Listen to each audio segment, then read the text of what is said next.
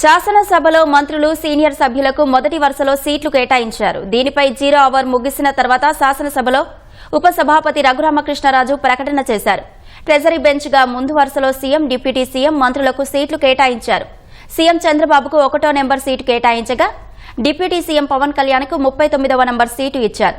అసెంబ్లీలో సీనియారిటీ ప్రాతిపదికన ఎమ్మెల్యేలకు సీట్లు కేటాయించారు. ప్రతిపక్ష బెంచ్లో ముందు వరుసలో జగన్కు సీటు ఇచ్చారు. సీనియర్ సభ్యులకు సీట్ల కేటాయింపుపై అసెంబ్లీ లాబీలో నేతల మధ్య ఆసక్తికరమైన చర్చ జరిగింది.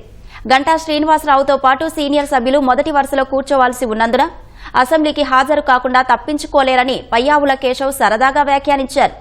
వైసీపీ అధినేత జగన్కు సీటు ఎక్కడ వచ్చిందనే అంశంపైన సభ్యుల మధ్య చర్చ జరిగింది.